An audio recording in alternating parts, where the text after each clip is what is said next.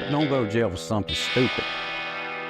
When you're in the liquor business, as long as we're in it, you know they're coming. They're always coming. Every day you're going in the woods, every day you leave the house before daylight, and you look at your wife and your kids, you don't know if you're coming back home that day or not. You know, you might get called and go to jail. Exactly right. And that's what it came down to. It just a cat and mouse game. You know, they after us, and we trying to get away. Well, you know, I think me and you was about the only, well, very few that stuck with that. Today might be the day you go to jail. We'd stay till we got done, and we didn't lose no time. Like he said, you got run today, you started back tomorrow. And we had rival people too. You know, we're talking about rivals and all, and run-ins with the law. We had some guys that got to fooling with us. You know, they was trying to ease in on our business, and they came and shot over our house one night. And so the next day, you know, what are you gonna do? You got kids and all these people pushing us to the corner. You know, we're trying to avoid them. So, you know, we go to them, and when we did, we had a big shootout. I mean, just shootout from hell. And thank God nobody was killed, but it came down to the fact that when we're getting ready for trials, it was a public place, and we beat the case, but they hung us up for a long time, you know, because you had all this stuff hanging over here, waiting to be tried and stuff, and we're trying to make liquor at the same time. So it was a little, it was a tough time thinking that you're going to go to jail for something crazy like that, where you wasn't actually making money. If you went to jail, well, we went to jail for making money, you're fine with that. That's right. But don't go to jail for something stupid, something crazy. Some idiotic, you know. Yeah, that you're not making any money with. You're fine with it. The old man's okay with that, but if you was to go do something crazy, he'd be going to kick our butt. Yeah.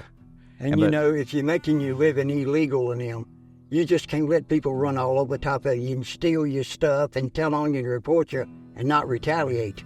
Because once your word gets around, well, you know, you can steal their stuff or the liquor or anything and don't do anything, it ain't going to get no better. You know, and that when it happened to me and Henry, since then, we ain't never had no problem. We had a guy pull us over, an agent pull us over one time before daylight, and we had this cattle truck completely full of propane tanks and jugs. I mean, full. And underneath all that, we had a 5-gallon bucket that we'd been filtering some brandy in. Well, that cotton had brandy in it. We used to take it and squeeze it, a lot of brandy in it. So the guy pulls us over. We never carried any ID with us. Never had driver's license on us, no wallets, no nothing. Because we always figured, okay, if he caught us here, we might have a chance to escape on the way to jail. And that's the mindset we had back then. We gung-ho, man, you got us today, but don't open that gate. You give us no damn little sight to go through because we're coming through it. So he pulls us over. He climbs, asks for IDs. Nobody had anything. He gets up on the truck. He's pulling up jugs, and he's pulling that up. And I'm looking at Ken, and Ken's looking at me like, oh, gosh. And he comes out with that 5-gallon bucket. We hung. So finally I said, hey, man, there's nothing on that truck. Nothing on that truck at all. He gets up. When I said that, he stopped. He was right there at that 5-gallon bucket. He climbs off the truck.